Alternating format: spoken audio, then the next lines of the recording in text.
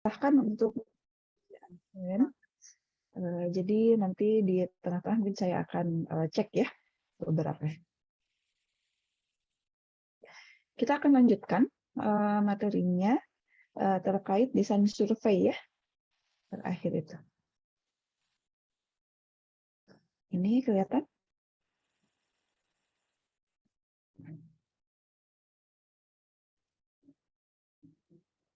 Nah, dalam melakukan survei seismik, kita perlu untuk menentukan beberapa parameter ya, seperti berapa jumlah maksimum offset, berapa minimum offset, dan lain sebagainya. Nah, untuk menentukan maksimum offset, ada yang masih ingat maksimum offset itu apa? Jarak antara sumber dengan geofon, Bu. geofon yang mana? Kan geofonnya banyak tuh, ada 24 gitu misalkan. Kalau maksimum offset dengan geofon yang terjauh, Bu. Terjauh. terjauh, betul. Kalau minimum offset yang ini jaraknya ke geofon terdekat. Oke, ya. Nah, jadi dalam menentukan maksimum offset ya, dalam menentukan maksimum offset, kita perlu memperhatikan berapa sih resolusi kecepatan yang kita inginkan. Nanti ketika di pengolahan data seismik, terutama seismik refleksi ya, ada satu proses yang namanya analisa kecepatan.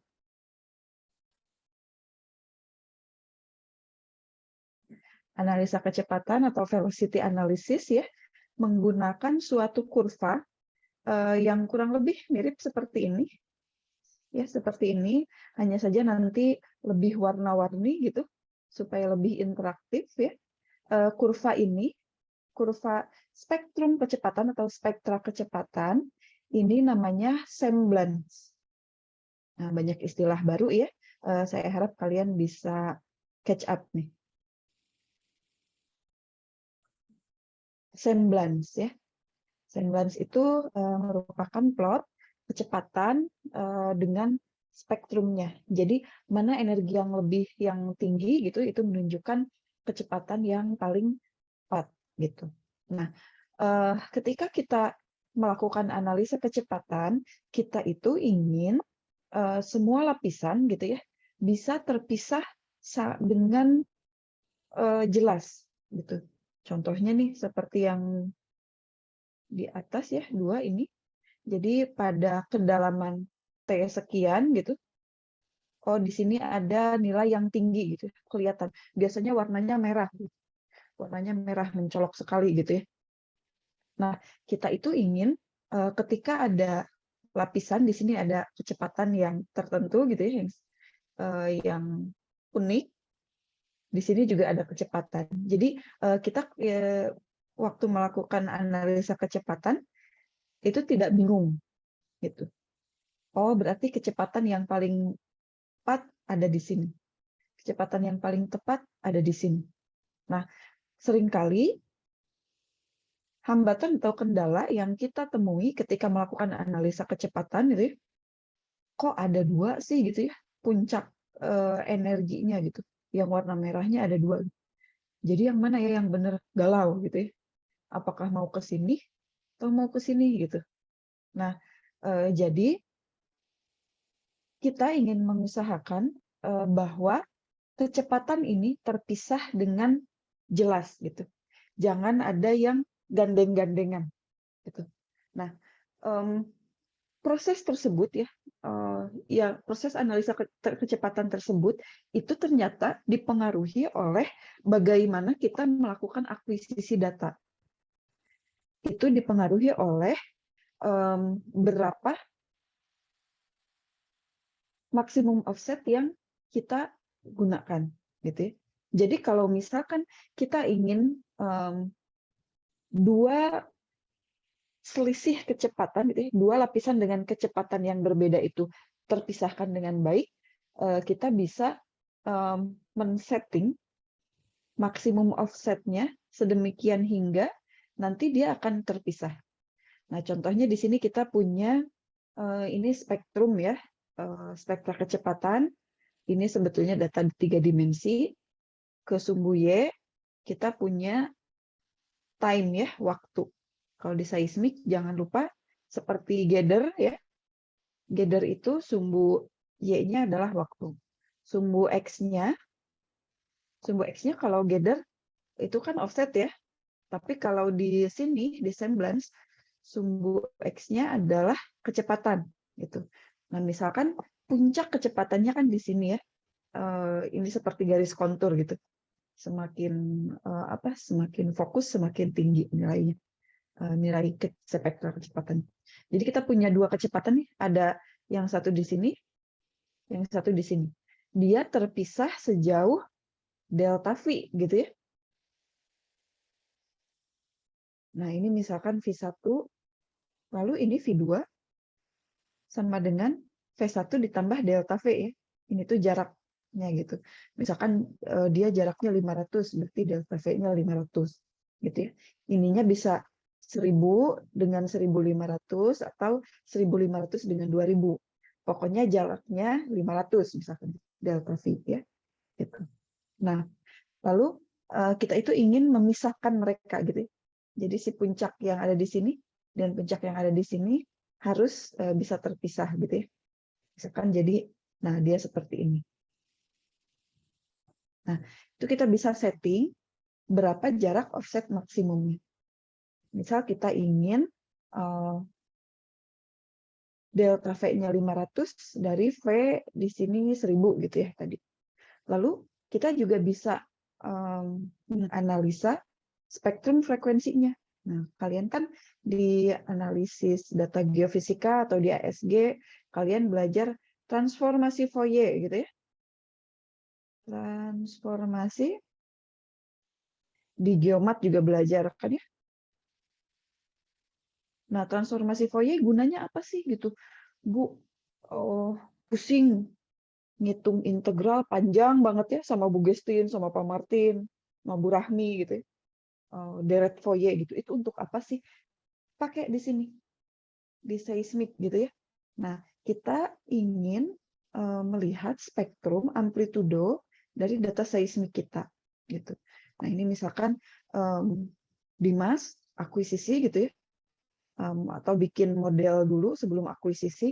Oh, ternyata ketika model tersebut dilakukan transformasi Fourier terhadap model tersebut gitu ya, diperolehlah spektrum seperti ini. Nah, dari spektrum seperti ini, kita bisa melihat berapa sih rentang frekuensi dari data gitu ya. Di sini kita punya sumbu X-nya adalah frekuensi ya, di sumbu Y-nya amplitudo. Nah, rentang frekuensi itu kan berapa frekuensi dominannya ya. Misalkan di sini 30 Hz sampai 60 Hz gitu ya. Biasanya data seismik itu rentang frekuensinya segitu. Nah, berarti kan kita bisa menghitung, oh berarti delta F-nya itu sama dengan 30 Hz gitu ya. Kalau kita ingin punya data yang kualitasnya bagus gitu ya, bisa memisahkan velocity sebesar delta V-nya 100 gitu ya, misalnya 100 meter per second. Kita harus pada kedalaman T0 gitu ya, pada kedalaman T0 di sini. Berarti offset maksimumnya bisa kita hitung dengan persamaan ini. Gitu ya, persamaan yang sini yang dikotakin. Nah, kita udah punya pada kedalaman T0 saya ingin kecepatan ini misalkan gitu ya. Dia bisa teresolusi dengan delta F-nya sekian, bisa dihitung dari transformasi Fourier dari datanya gitu ya, atau dari model sintetik, lalu dikalikan dengan delta kecepatan atau selisih kecepatan dibagi kecepatannya. Nah, delta F ini merupakan bandwidth ya, rentang frekuensi dari data, atau bahasa kerennya itu frekuensi bandwidth gitu. Jadi data seismik itu dia mayoritasnya mengandung frekuensi dari berapa sampai berapa sih? Nah, itu adalah frekuensi bandwidth ya. Nah, lalu delta V per V atau selisih kecepatan terhadap kecepatan awal itu kita namakan dengan resolusi, gitu ya, resolusi. Satuannya apa resolusi kecepatan ini? Dia tidak punya satuan, ya? Tidak punya satuan. Kenapa?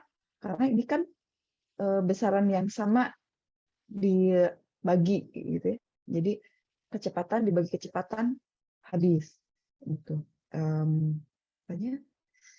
satuannya, gitu. Nah, jadi kalau misalkan kalian ingin punya data dengan resolusi tertentu, saya ingin kecepatan dengan perbedaan 100 meter per sekon bisa terlihat dengan jelas, gitu ya. Bisa terpisah dengan jelas. Misalkan bisa di sini, di sini. Jangan sampai mereka gabung kayak gini, gitu ya. Nah, kalian bisa setting, oh berarti saya harus akuisisi dengan offset maksimumnya sejumlah sekian. Jangan lupa di sini ada R, ya. Gitu. Kalau ada yang mau bertanya, silakan langsung angkat tangan aja, raise hand. Raise hand-nya pakai aplikasi ya, jangan pakai tangan karena nggak kelihatan. Oke. Nah, lalu kalau ada maksimum offset, tentu kita punya minimum offset. Kalau minimum offset apa tadi? Jarak antara Sumber ke geofon sumber terdekat. dengan geofon terdekat. Betul ya. Di sini siapa tadi yang jawab? Dimas. Dimas ya. Iya, Bu. Oke. Nah, minimum offset dia perlu memperhitungkan sebetulnya ya samplingnya sekian dan juga fold. Nanti fold itu apa, Bu? Kita akan belajar di sini ya. Fold itu harus memperhatikan fold dari reflektor yang paling dangkal ya. Jadi yang paling dekat permukaan, lalu memperhitungkan efek noise gitu. Bising-bising atau data-data yang sinyal-sinyal yang tidak kita inginkan gitu ya. Ketika stacking itu kita harus pertimbangkan. Rule of thumb-nya yang banyak digunakan gitu ya. Minimum offset itu sama dengan 1 atau 1,5 kali receiver interval. Receiver interval itu apa? Jarak antara geofon gitu ya. Delta G atau jarak antara channel. Itu kalian terserah lah mau bilang geofon ya, mau bilang receiver, mau bilang channel, terserah. Atau geofon group gitu ya, itu bisa juga. Tapi biasanya si minimum offset itu jaraknya 1 atau sampai 1,5 kali jarak penerima ya. Kalau misalkan jarak antar geofonnya ini 50 meter, berarti rentang minimum offset kira-kira berapa sampai berapa?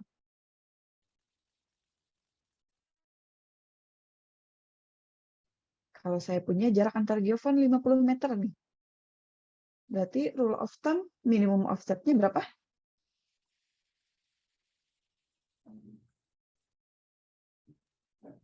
Berapa ya?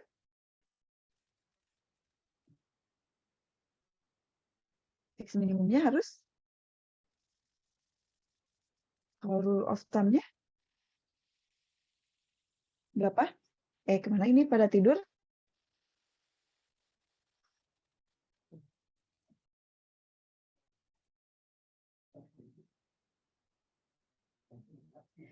Coba kita lihat nih, siapa yang bisa jawab? Amsal, ada Amsal? Amsal hadir? Ada, Bu.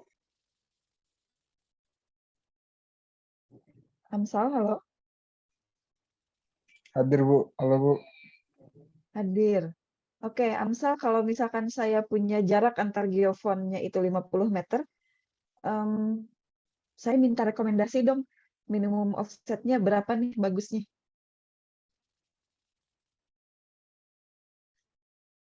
Nah, Amsal kan geofisikalis gitu ya. Berapa kira-kira?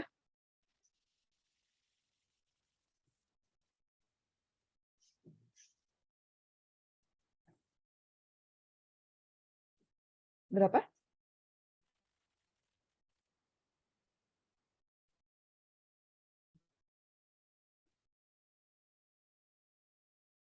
Amsal, kedengeran?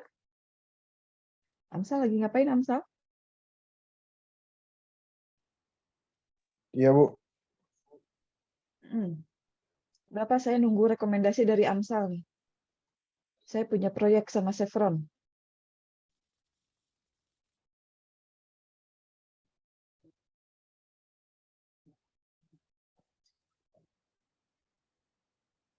Delta G ini apa? Coba Amsal. Delta G ini apa?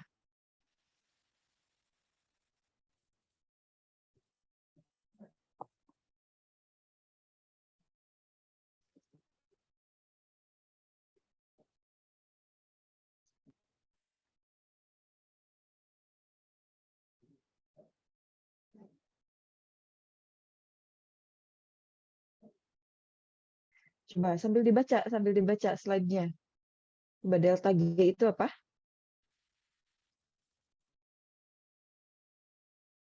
Nggak kelihatan slide-nya, Bu. Gelap saya, Bu. Nggak kelihatan. Hitam semua. Di yang lain itu? Tidak, Bu. Tidak, Bu. Enggak. Oh, harusnya sambil dengerin bisa lah. Kayak dengerin podcast.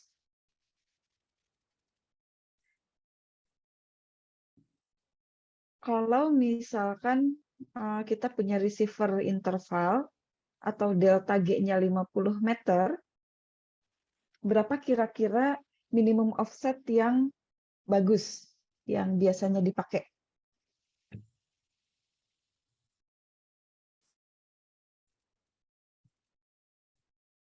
Selain Amsal, kalau ada yang mau jawab, silahkan. 75 bukan, Bu? Meter sampai 75 ya, Bu. 75, berapa? 75, Bu. 75 boleh? Boleh. Kalau saya mau angka lain, boleh nggak? Boleh, Bu. Boleh, Bu. Boleh. Berapa kira-kira? Boleh, Bu. Dari Lima- 50 sampai 75, Bu. Dari 50 sampai 75 kilometer. Meter, Bu. Meter ya. Jangan lupa satuan. Kok bisa dapat angka 75, 50 gitu? Ingat, rule of thumb-nya, jarak minimum offset adalah 1 kali atau sampai 1,5 kali receiver interval. Jadi kalau misalkan nanti siapa? Nur Aziza kerja di Elnusa, receiver intervalnya 1 kilometer, terus mau meletakkan minimum offsetnya 2 kilometer. Nur Aziza akan nurut, oke siap, Bapak gitu, laksanakan, atau gimana?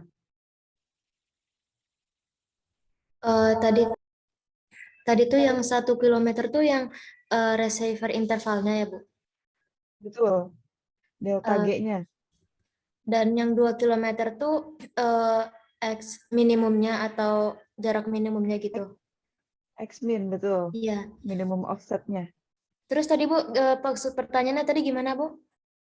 Nah, kalau misalkan gini, saya adalah kapro-nya gitu ya, ketua proyek akuisisi data seismik dari Elnusa. Saya akan bikin desain akuisisi dengan jarak antar grup geofon 1 km, minimum offsetnya 2 km aja gitu. Nur Aziza akan oke atau gimana?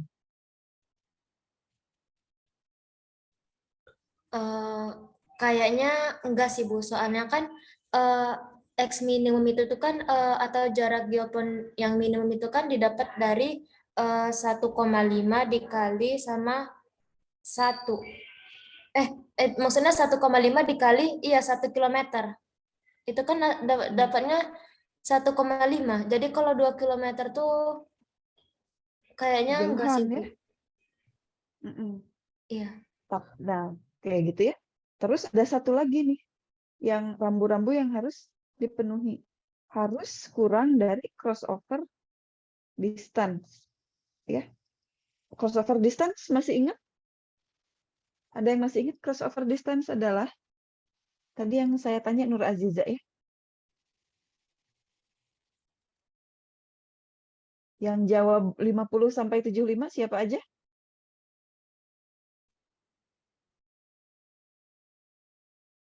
Dimas Bu. 2 kali, Nur Aziza 2 kali juga. Oke. Nah, selain biasanya itu 1 sampai 1,5 kali receiver interval, dia harus kurang dari crossover distance. Crossover distance itu apa? Ada yang masih ingat nggak? Ini bukan Bu perpotongan antara saya Bu Ulan Bu, bentar Bu. Bulan, boleh. Ini Bu apa gelombang direct tuh yang perpotongan dengan refraksi. Betul. Ya, crossover distance adalah titik di mana gelombang langsung berpotongan dengan refraksi. Good, ya. Jadi, ingat-ingat untuk menempatkan minimum offset, jangan lebih dari crossover distance, lalu biasanya 1 sampai 1,5 kali receiver interval. Oke. Oke. Nah, di sini kita juga bisa menentukan berapa sih jumlah channelnya, gitu ya, atau jumlah geofon, jumlah channel, jumlah geofon. Ada yang menyebutnya grup geofon, kalian jangan kaget ya, kok disebut grup Bu? Karena biasanya di satu titik tidak hanya disimpan satu geofon, tapi misalkan ada 5 gitu ya, dikumpulin di satu titik. Makanya disebutnya grup geofon gitu.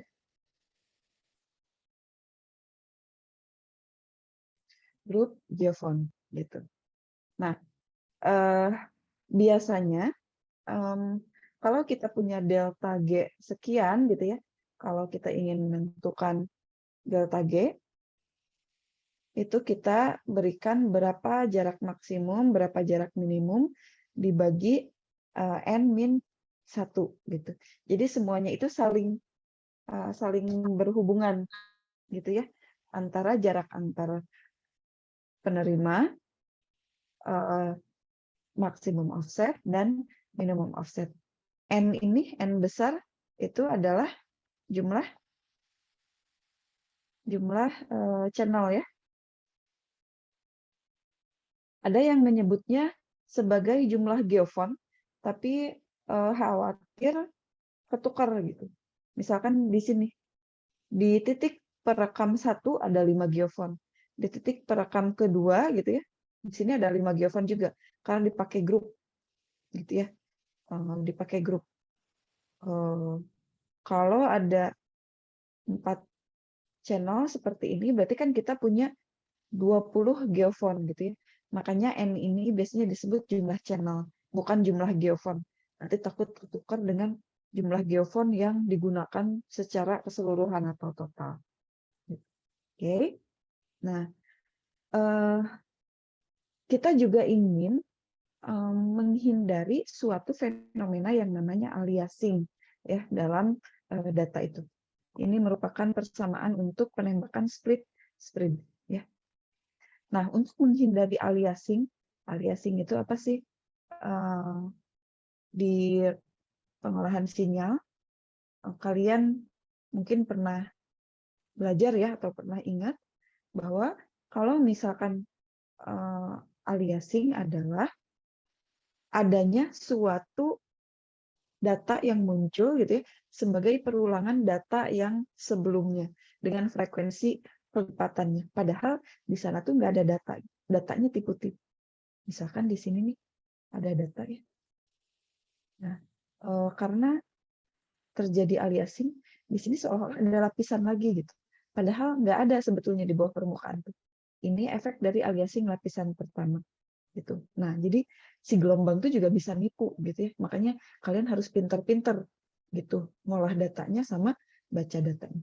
Nah, untuk menghindari aliasing sudut, ya, kita perlu menempatkan delta G itu seperti ini. Misal, kita punya dua penerima ya di sini. Dua penerima, tentu dia berada pada titik-titik yang spesifik gitu ya. Nah, di sini ada sudut yang dibentuk gitu ya. Ada sudut, lalu kita bisa menghitung jarak ini dengan persamaan fisika biasa gitu ya. Kita bisa tuliskan jaraknya sebagai kecepatan dikalikan delta T atau selisih waktu gitu ya.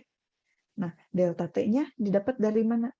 Nah, ini kan travel time gelombang yang nyampe ke titik pertama gitu ya, titik 1, titik 2. Ini adalah travel time atau waktu tempuh gelombang yang nyampe ke geofon ke-2. Nah, delta T itu kita ambil rata-ratanya ya, T2 dikurangi T1 dibagi 2. Gitu. Nah, kita punya theta di sini.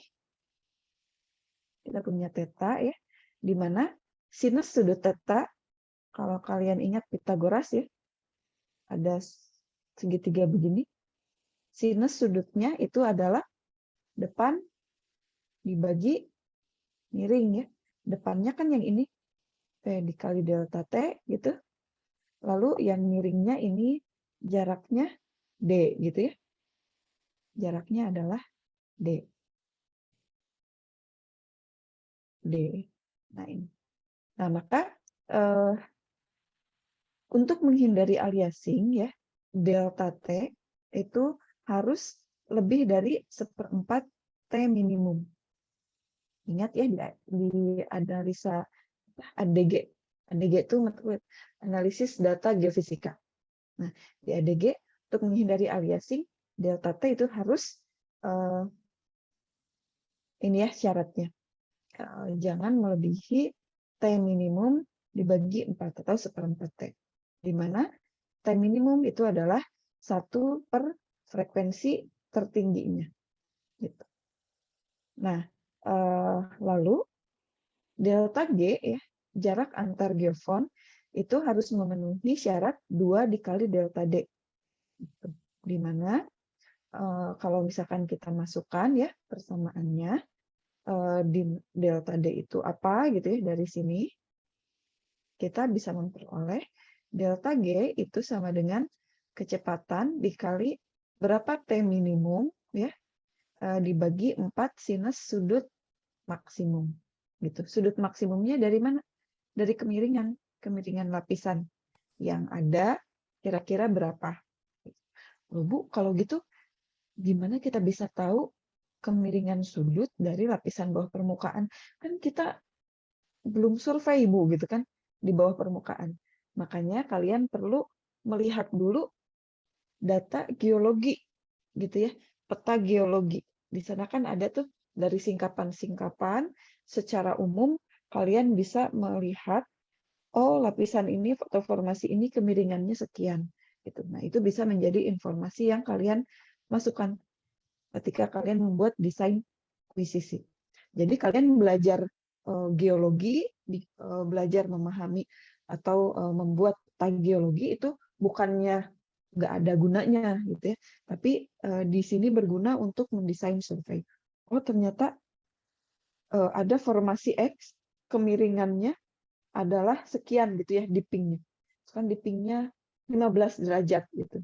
Nah, sudut dipping 15 derajat itu bisa kalian gunakan informasinya untuk menentukan berapa sih jarak antara geofon atau grup geofon yang perlu kalian ambil gitu ya ketika kalian akuisisi data supaya datanya bagus. Gitu. Oke. Nah, lalu kan kalau kalian survei seismik, ini misalkan bentangan pertama gitu ya. Di sini penembakan pertama ini geofon Ya, dibentangin sampai ke 24 misalkan ya. Dari geofront 1 sampai 24. Apakah kita hanya melakukan survei satu kali? Enggak ya. Kalau misalkan cuman sekali, ya kita tidak bisa memperoleh data yang banyak gitu. Nah, biasanya setelah lintasan pertama gitu ya, kita geser. Sekarang misalkan gesernya 10 meter. Jarak di sini itu 10 meter. Kita gesernya juga 10 meter. Yang tadinya sumbernya di sini, sumbernya jadi di sini, si geofonnya dipindahin, yang ini ke ujung sana gitu ya. Nah, jadi geofonnya kayak gini. Sehingga kita punya titik yang lebih panjang gitu ya untuk pemetaan. Itu terus digeser.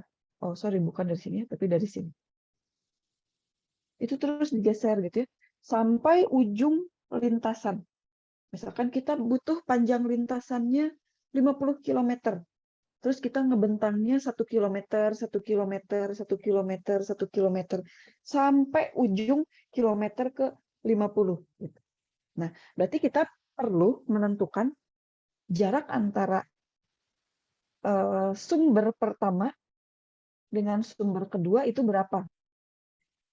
Nah, bagaimana cara menentukannya? Nah, cara menentukannya itu berhubungan dengan fold coverage. Fold coverage itu apa?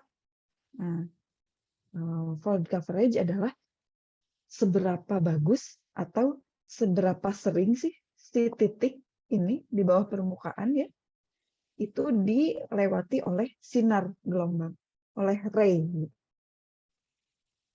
Seperti contoh yang tadi. Saya hapus dulu ya.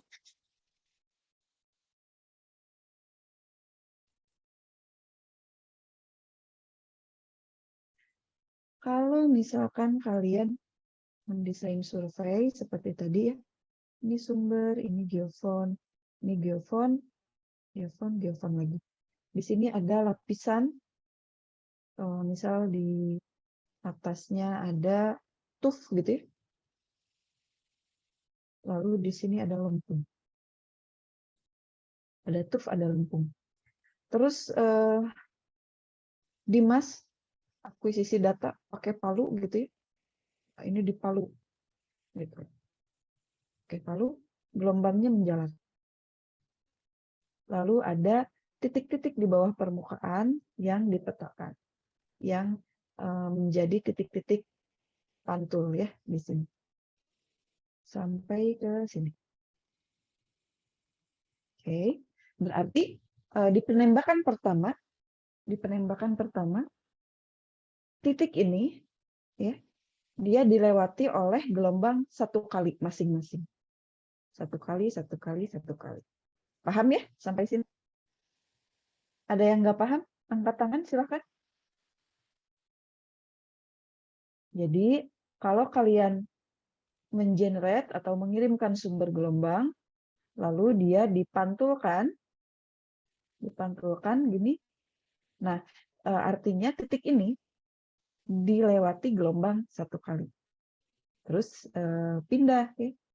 Dimas pindah gitu. Sekarang sumbernya di sini. Geofonnya satu pindah ke belakang. Ya, geofonnya jadi gini.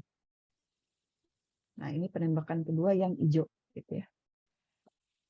Berarti titiknya akan titik yang ini ya. Lalu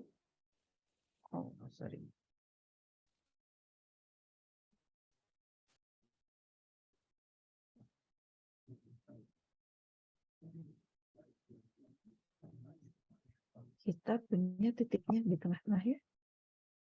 Yang ini. Terus yang ini. Kita ada titik baru gitu ya.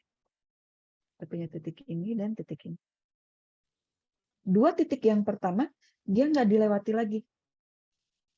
Ada titik baru di sini, dia baru dilewati sekali. Titik yang ini, dia dilewati 2 kali. titik yang ini juga jadi 2 kali dilewatin. Terus kalau pindah lagi, akan terjadi hal yang sama. Ditembak di sini gitu ya. Saya gambarin di atas ya, biar kelihatan. Nah, jadi kayak gini. Terus dia lewatnya gimana? Oh, gini ya, di tengah-tengah. Terus di sini di tengah-tengahnya lah ya. Nah, misalkan titik ini dilewati lagi, berarti dia jadi 3. Gitu. Nah, seberapa banyak atau seberapa sering gelombang melewati suatu titik ini gitu ya, itu disebut fold coverage. Atau seberapa sering suatu titik di bawah permukaan dilalui oleh gelombang itu merupakan fold coverage namanya. Paham ya? Secara fisik begitu, fold coverage itu. Berarti di satu set data seismik, fold coverage-nya selalu konstan, semua titik punya fold coverage yang sama? Tidak ya. Biasanya di ujung-ujung lintasan fold coverage-nya rendah. Tapi semakin ke tengah lintasan semakin tinggi. Nah, fold coverage itu berhubungan dengan kualitas data yang kita miliki atau yang kita peroleh. Semakin sering suatu titik dilewati oleh gelombang, gitu ya, maka datanya semakin bagus. Gitu. Kita lebih confident ketika kita mengolah data seperti itu dibandingkan yang fold coverage-nya cuma 1, gitu ya, atau cuma 5, gitu, cuma 5 kali. Gitu. Kita akan lebih confident ketika kita punya data dengan fold coverage 70 misalkan. Oke. Nah, jarak antar sumber ini juga berkaitan dengan fold coverage. Kita tuh ingin fold coverage-nya berapa sih? Gitu ya. Tanya ke klien kalian gitu. Bapak ingin kualitas datanya seperti apa? Fold coverage-nya bagaimana misalkan gitu. Atau Ibu gitu ya. Oh, saya ingin fold coverage-nya rata-rata atau maksimal 50 gitu ya. Di stabilnya di 50.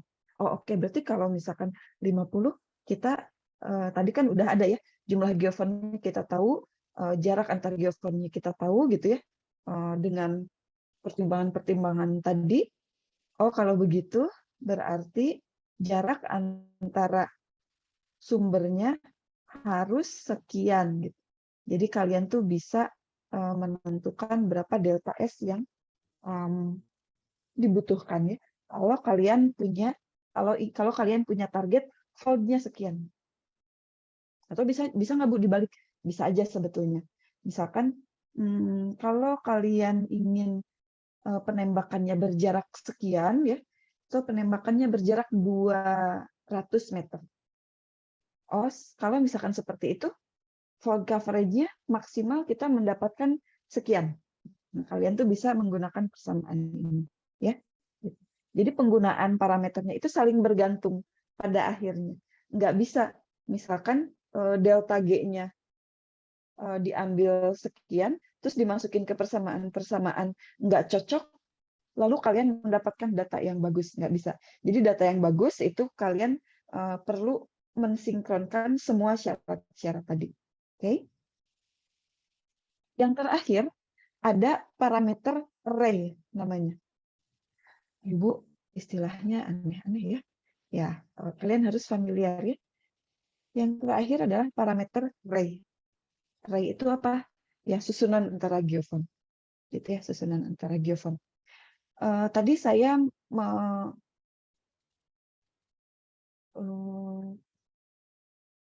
menyampaikan bahwa geofon itu bisa disimpan berkelompok gitu ya, atau bergrup gitu. Nah, misalkan ini grup geofon, terus pasti antara geofon di dalam grup tersebut gitu ya, bisa kita atur. Gitu. Misalkan di satu titik, karena kan akuisisi data seismik itu bisa aja jarak antar channelnya 10 meter gitu ya, jauh-jauh gitu. Kalau untuk refleksi dalam gitu. So 10 meter. Jadi di satu titik itu kalian bisa tempatkan 5 geofon misalnya, berjejer gitu ya. 5 kayak gini. Nah, timbul pertanyaan, berapa sih kalau gitu jarak antara geofon ini gitu ya? Bisa terserah kah Bu gitu? Atau misalkan bisa diatur supaya kita mendapatkan suatu benefit gitu, atau kita bisa mendapat keuntungan dari pengaturan susunan geofon tersebut. Gitu. Apakah bisa? Bisa. Nah, data seismik itu biasanya mengandung suatu noise ya yang dinamakan ground roll.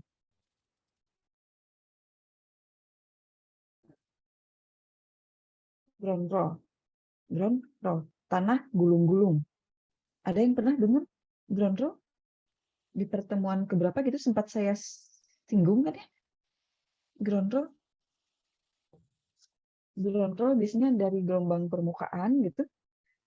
Dia amplitudenya tinggi kan, frekuensinya rendah, biasanya dia agak mendominasi di data seismik. Sebetulnya kita kalau di seismik refleksi kita nggak butuh ground roll itu. Kita ingin mengeliminasi atau meminimalisir justru keberadaan ground roll. Nah, meminimalisir ground roll gitu ya, memfilter ground roll. Kalau misalkan nanti datanya sudah diambil ya, kita butuh teknik komputasi atau teknik pengolahan data yang lebih advance gitu. Kita sulit untuk menghilangkan kalau kita menggunakan prosedur standar gitu. Nah, daripada nanti kita pusing ya, kita coba tekan dari awal, dari sejak akuisisi gitu. Ditekan dari awal sejak akuisisinya gimana? Dengan menggunakan parameter array yang cocok. Parameter array itu apa sih?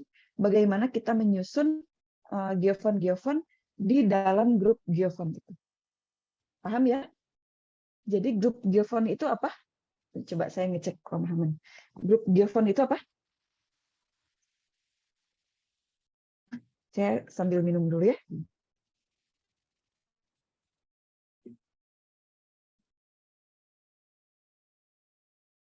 Ayo, grup geofon itu apa? Satu Jawab, Bu. channel yang terdiri banyak.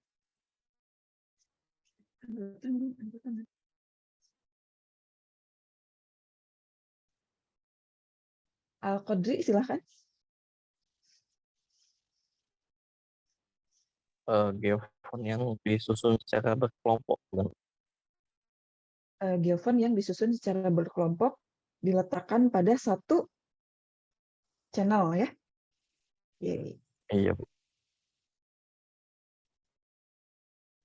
Oke. Lalu, nah si geofon ini kita bisa tentukan jaraknya supaya ground roll-nya itu udah mulai hilang. Ground roll-nya mulai hilang ya. Nah, prinsipnya bagaimana? Prinsipnya kalian bayangkan geofon-geofon yang kalian susun itu adalah segitiga-segitiga terbalik yang ini ya. Jadi ini geofon ke-1, kedua, ketiga, keempat, dan seterusnya. Gitu. Nah, nanti tiap geofon itu kan akan merekam gelombang ya. Misalkan gelombang yang datang pada geofon pertama yang terekam di sini gitu ya. Dia pertama kali nyampe di puncaknya, di yang positif, gelombang puncak. Nah, terus selanjutnya, misalkan pada jarak spasi S gitu ya, pada jarak spasi S gitu, gelombang datang pada palung trough di sini yang negatif. Lalu di atasnya, setelahnya di geofon ketiga, dia nyampe di puncaknya. Terus gitu, puncak, palung, puncak, palung, puncak, palung, sampai geofon terakhir. Nah, trace seismik yang berasal dari satu grup geofon, itu biasanya dia di stack, dijumlahkan. Kalian tahu apa yang terjadi pada gelombang ketika dijumlahkan? Ketika dijumlahkan, yang sefase akan saling menguatkan, yang beda fase akan saling menghilangkan, ya. Masih ingat di satu fase itu apa artinya? Ya ini, puncak dengan puncak. Kalau kita jumlahin puncak dengan puncak, berarti dia akan jadi 2 puncak gitu ya. Kalau puncaknya ini amplitudenya 5, ini amplitudenya 5, puncak ketemu puncak nanti hasilnya amplitudenya 10 gitu. Jadi ketika di stack dia akan semakin kuat amplitudenya. Tapi kalau misalkan kita stack jumlahkan puncak dengan palung gitu ya, yang satu positif 5, yang satu negatif 5. Ketika kita stack, ketika kita jumlahkan gitu, hasilnya berapa? Tidak ada, Bu. Saling Nol, Bu. membedakan. Tidak ada. 0, betul ya. Betul. Oke. Nah, hal itu yang kita manfaatkan. Oh, jadi kalau gitu kita tempatkan aja geofonnya supaya ground roll yang terekam waktu dijumlahin, waktu di stack 0 gitu. Jadi kan gelombang ground roll-nya nggak ada gitu. Datanya bersih dari ground roll. Atau minimal kita punya data yang ground roll-nya udah sedikit gitu. Nah, tapi gimana caranya ya gitu supaya mereka sefase gitu ya. Sefase. Ini kan ada 1 2 3 4 5 6 ya. Palungnya ada 1 2 3 4 5 6. Nah, cocok nih 6 nih sepasang-sepasang ya. Kalau kita jumlahkan mau berapapun amplitudo ground roll-nya gitu ya. Kalau kita jumlahkan kan yang sebentar ya.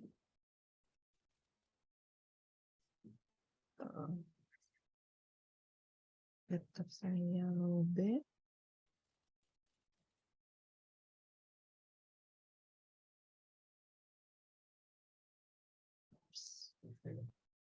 Saya mau ngecek sebentar ya.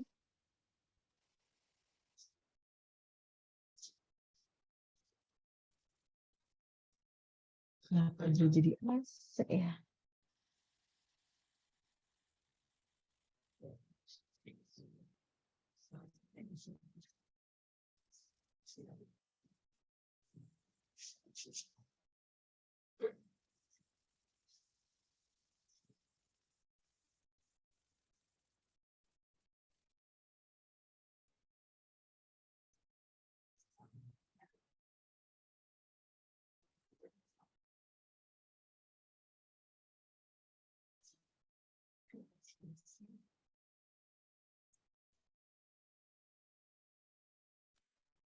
Oke. Sampai mana tadi ya? Nah, kita ingin membuat ground roll-nya atau gelombang permukaannya yang berupa noise itu saling menghilangkan. Jadi kita ingin punya pasangan positif dan negatif yang sama gitu ya. Jadi ini kalau dijumlahin jadi 0. Yang ini positif dengan negatif dijumlahin jadi 0. Ini juga positif negatif jumlahin 0, jadi 0, ini jadi 0, ini jadi 0 gitu ya.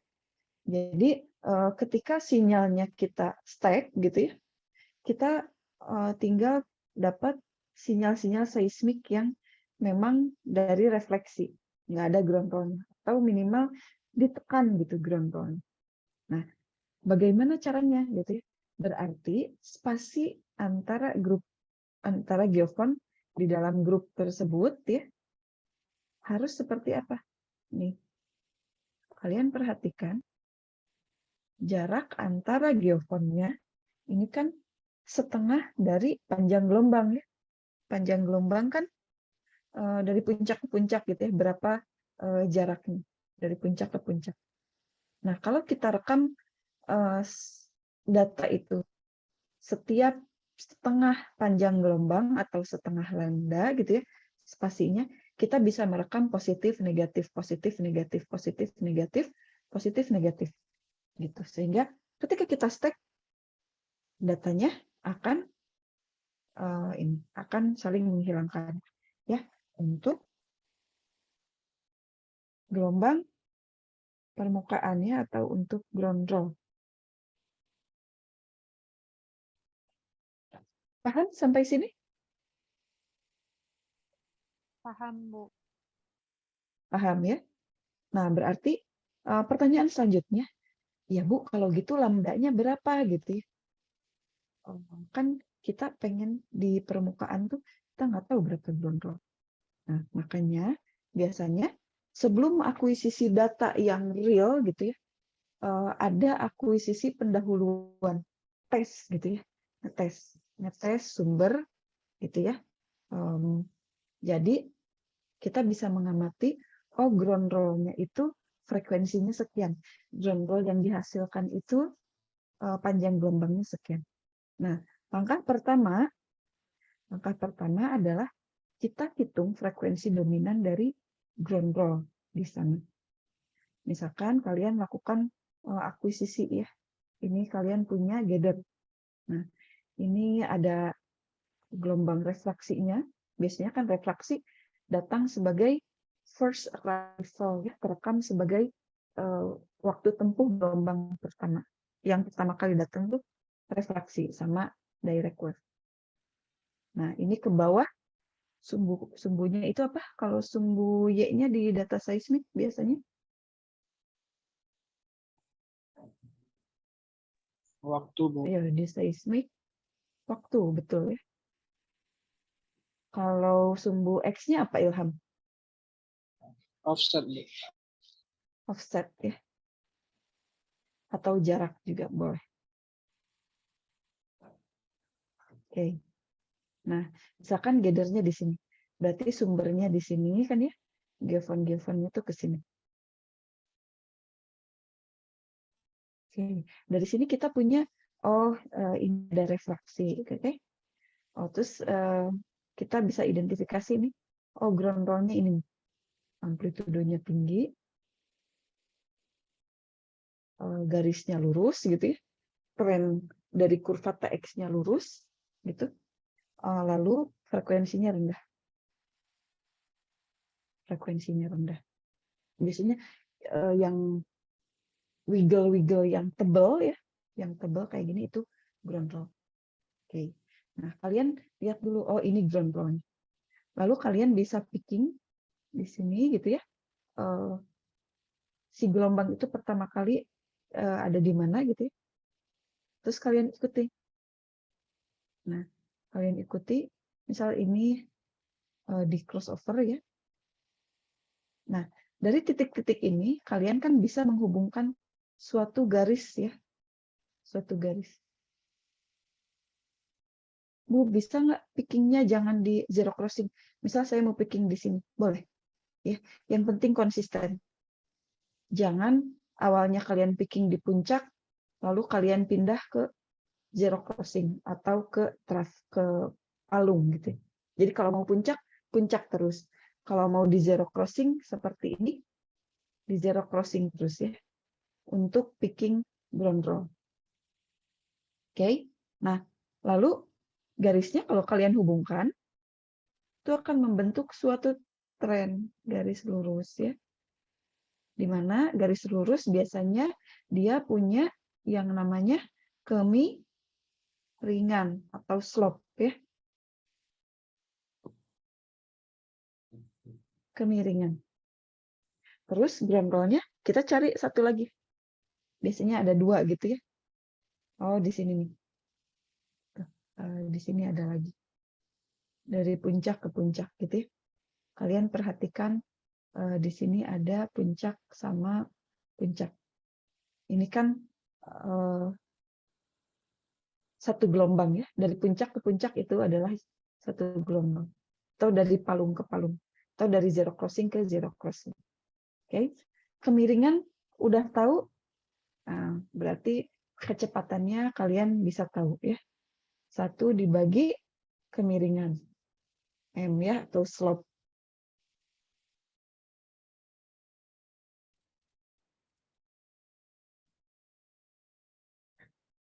Slope. Oke. Nah, kalian juga bisa menghitung berapa frekuensi dominan dari ground roll-nya. Bagaimana caranya? Kalian lihat, ingat definisi frekuensi itu adalah apa definisi frekuensi? Ada yang ingat nggak? Frekuensi atau periode? Ada yang ingat? Frekuensi itu apa? Jumlah gelombang dalam satu waktu. Frekuensi adalah jumlah gelombang yang dibentuk dalam satu satuan waktu.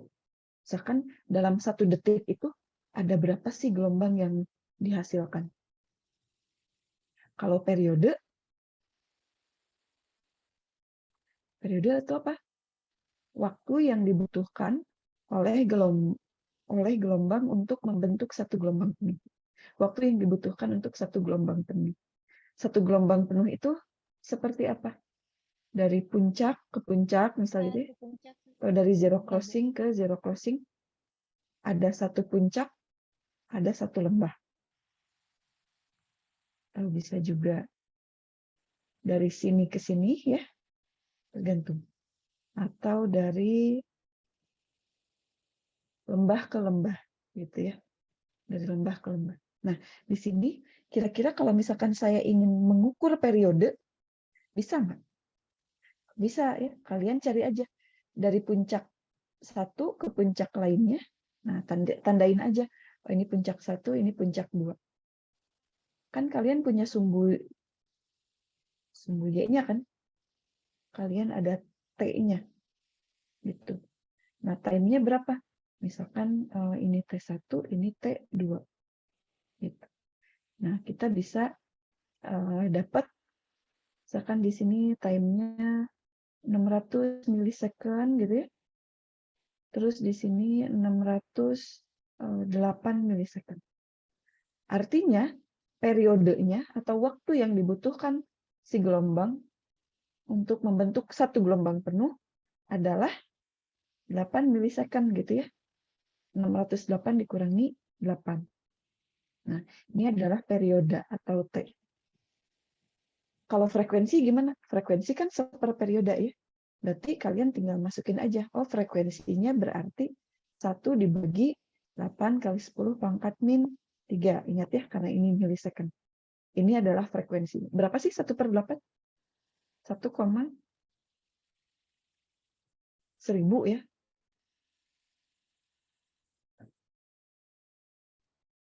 0,1 berapa? 4 sekian ya, kali 10 pangkat 3. Berapa nih?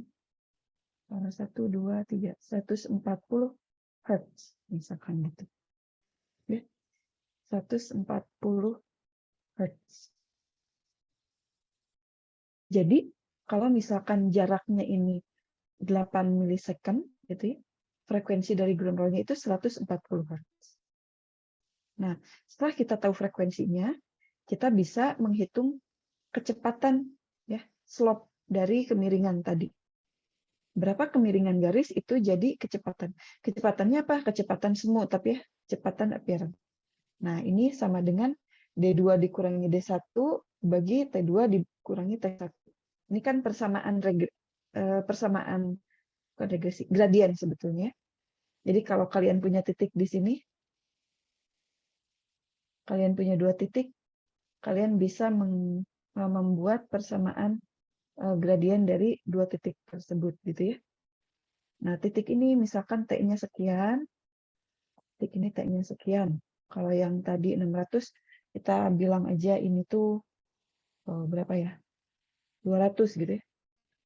Milisecond, ini 550 milisecond. Misalkan.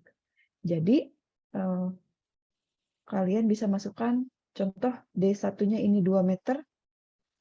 Ini berapa nih?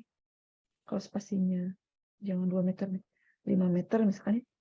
1, 2, 3, 4, 10, 15, 20, 25 misalkan. 25 meter. Berarti kecepatan semuanya sama dengan 25 dikurangi 5 dibagi 150 kurangi 200. Nah, ini adalah kecepatan semu. Lalu kecepatannya kita masukin ke persamaan gelombang sederhana ya, bahwa panjang gelombang sama dengan kecepatan dibagi Frekuensinya yang tadi, yang 140 gitu ya. Coba ada yang bisa ngitung nggak ini berapa hasilnya? 0,057 Bu. 0,057.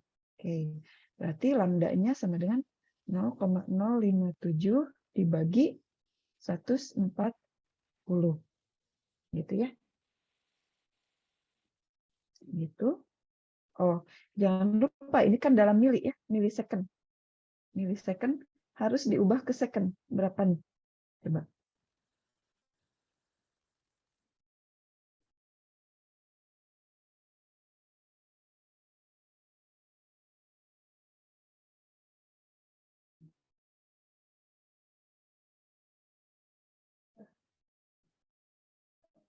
V 20 apparent-nya Bu 57,14.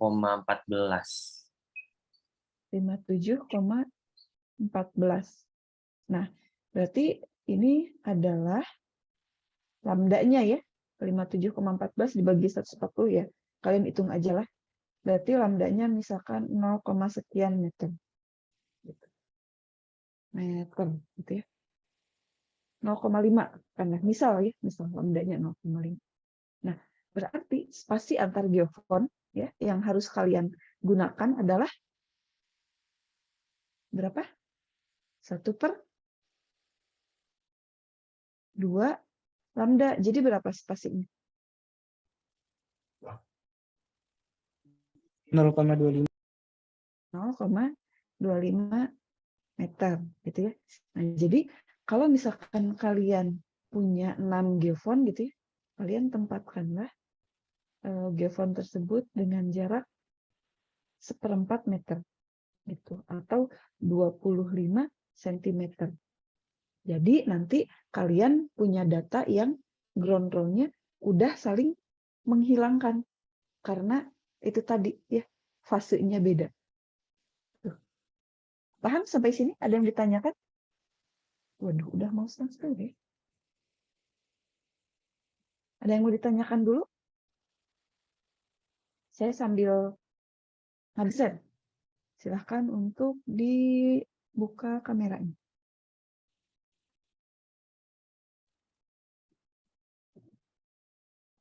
Bu. Bu, izin bertanya, Bu. Silahkan. Kan ini, Bu, ground roll itu kan merupakan rekaman data seismik yang mengandung noise ya, Bu. Nah, tadi kan yang Ibu contohin itu kan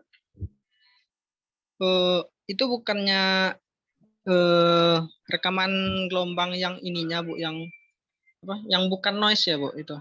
Yang kita picking tadi, Bu. Nah, kalian hati-hati waktu picking ya. Coba kita lihat.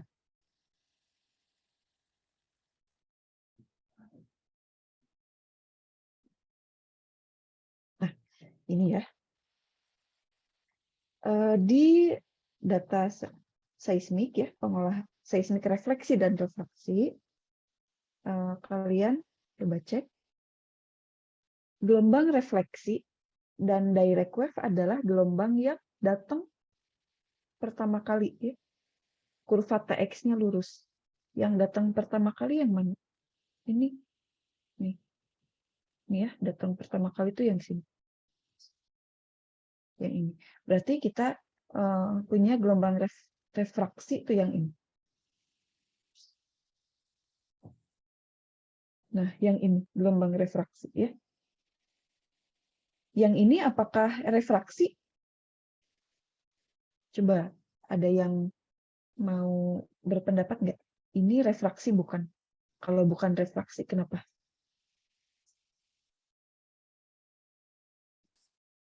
Karena dia bukan gelombang yang tiba pertama kali. Refraksi itu awalnya diem gitu ya datanya. Usikan pertama, nah itu adalah gelombang refraksi. Selain noise yang random ya, yang ada trennya, garisnya lurus. Gitu. Berarti ini kita punya refraksi. Bu, jangan-jangan ini gelombang refleksi. Kalau saya bilang ini gelombang refleksi kayaknya bukan ground roll. Kalian percaya nggak? Ada yang punya pendapat lain nggak? Sepertinya itu bukan refleksi, Bu. Kan refleksi itu melengkung ya, Bu. Betul ya. Gelombang refleksi itu dia nggak akan lurus begini. Kurva TX-nya ya, tren gelombang.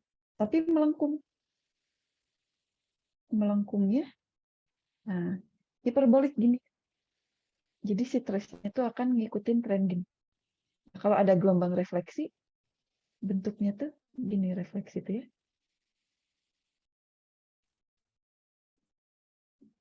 Nah, akan seperti ini. Nggak akan lurus. Gitu. Ini adalah data seismik yang biasanya kita inginkan, bukan noise. Gitu ya. Nah, selain refleksi, kita tuh ingin yang melengkung-melengkung begini. Gitu. Kalau ketemu melengkung-melengkung, kita senang. Gitu, bentuk. Tapi kalau ketemu yang di tengah-tengah ya, bukan first arrival kayak refraksi yang ini, tapi ada yang seperti ini. Nah, dia gelombangnya lurus ya, kurva TX-nya lurus, amplitudonya besar ya, amplitudonya besar, frekuensinya kecil gitu, kuat. Nah, itu ciri-ciri ground roll gitu. Jadi di seismik refleksi kita ingin cari data seismik yang kurva TX-nya hiperbolik ya. Atau kalau di refraksi untuk menentukan kecepatan gelombang di dekat permukaan, kita mencarinya gelombang yang pertama kali datang, atau kita sebut sebagai first arrival,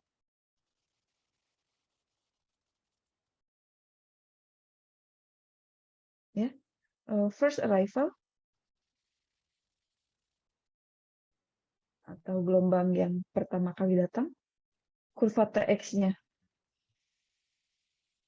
lurus, nah gitu ya, gelombang setelah gelombang direct ya, first arrival.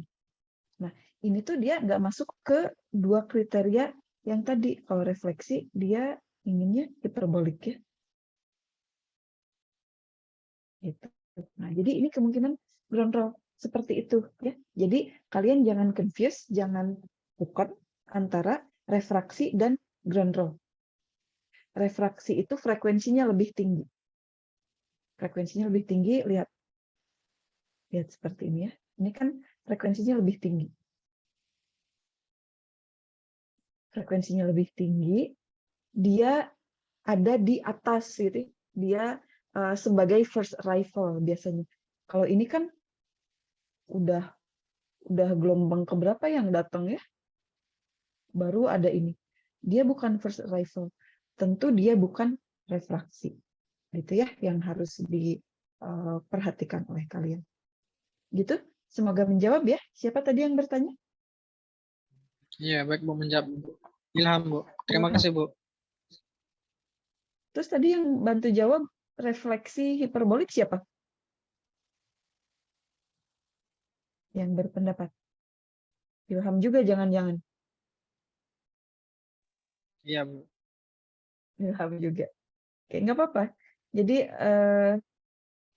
supaya teman-teman mungkin yang tidak bertanya sebetulnya punya pertanyaan yang sama dengan Ilham gitu ya.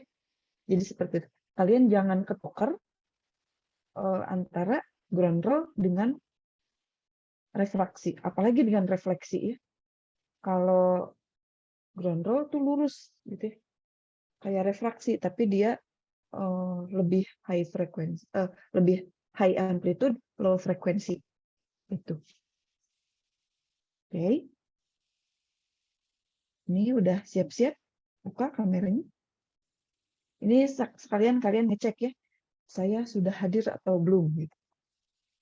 Syah Muhammad. Syah Muhammad Syam ya. Sorry. Syah Muhammad Ahtar. Hadir?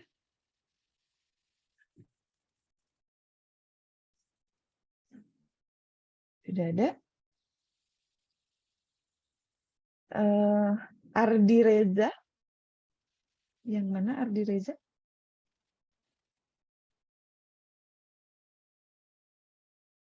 Ardi Reza ada? Tidak ada. Oke, Fatul Rizky. Hadir, Bu. Hadir. Daniel Sirait. Saya, Bu. Hadir. Nur Aziza. Nur Aziza hadir, Bu.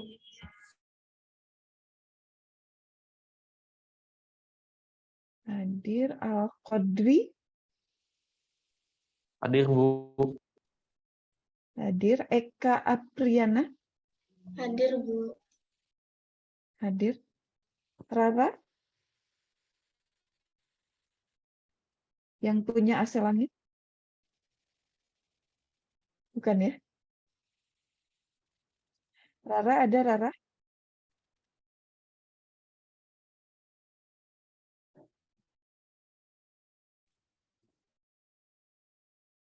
Venita. Hadir, Bu. Venita hadir. Kita bahas fold coverage minggu depan berarti ya. Venita hadir. Carolina. Karol hadir, Ibu. Karo hadir. Jasmine Hadir, Bu. hadir. Oke. Yang saya tuliskan tidak respon. Ada yang ternyata hadir. Izin Bu, Lanjut, izin hadir Syah. Bu. Izin hadir Bu. Oh, hadir. Kameranya diaktifkan? Oke. Rambut kamu kenapa itu, Shan?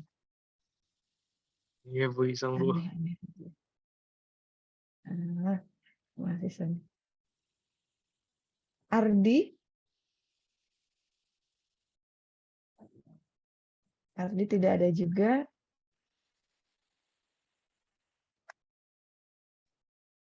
Pak Ardi hadir. Ardi ngapain gelap-gelapan? Emang kelihatan ya?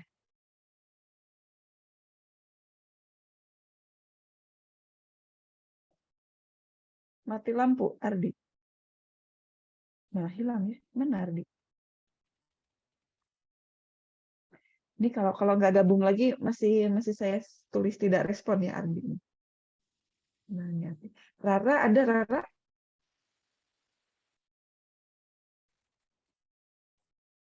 Rara tidak ada ya. Ardi?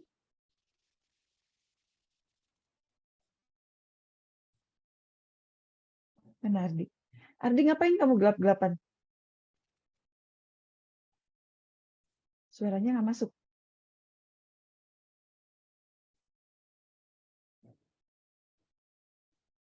Maaf, Bu, itu katanya mikrofonnya lagi bermasalah, Bu. Oh, lagi masalah. Tapi ngedengerin ya Ardi ya. Ditanya dulu jangan lagi. Kasihan Bu. Gitu. Oke, baik. Sepertinya itu akhir dari kuliah kita kali ini. Minggu depan kita lanjutkan dengan fold coverage ya. Jadi kita akan belajar menghitung, membuat fold diagram. Ya, saya kasih spoiler dulu sebentar. Nah, jadi kalian nanti akan membuat diagram seperti ini dan kalian akan membuat simulasi seperti ini ya. Jadi kalian bisa menghitung berapa sih fold coverage-nya kalau kalian misalkan punya 10 kali penembakan 24 geofon misalkan ya, dengan jarak antar geofon sekian, jarak antar penembakan sekian. Nanti fold-nya akan begini Bu, gitu ya. Jadi di daerah mana aja yang ada yang fold-nya paling bagus gitu. Besok kita akan latihan seperti itu ya. Oke. Terakhir kalau ada yang masih mau bertanya silahkan. Izin, Bu. Silahkan ya. Mau bertanya. Bu, kan tadi mau jelasin grup diapun ya, Bu. Itu ada minimal maksimumnya nggak, Bu, di satu pokoknya? Oh enggak. Minimumnya 1 ya, supaya ada yang merekam gitu. Maksimumnya kalian ambil jumlah yang bisa saling menghilangkan. Genap ya. 10 gitu kan harus pasangan.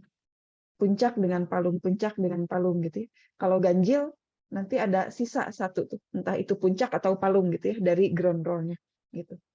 Mau 10, mau 20 itu tergantung availability sebetulnya dari service company gitu ya yang punya alat. Kalau misalkan kita mau naruh banyak-banyak juga nanti geofonnya habis gitu ya. Kita tidak bisa membentang terlalu panjang gitu. Sedangkan kan kita ingin efisien gitu ya. Minimal 1. Kalian praktikum minggu depan akuisisi data geofonnya 1. Karena kita cuma punya 24. Kalau misalkan kita pakai 6, kita cuma ada 4 titik berarti gitu ya. Jadi minimal 1. Gitu. Siapa tadi yang bertanya? Saya, tulisin. Bu. Makasih ya, Bu. Siapa? Ya, saya itu siapa? Indah, Bu. Oke, Indah. Bentar ya, supaya biasanya saya tuh buka lagi slide terus nyatetin nama-nama. Indah ya.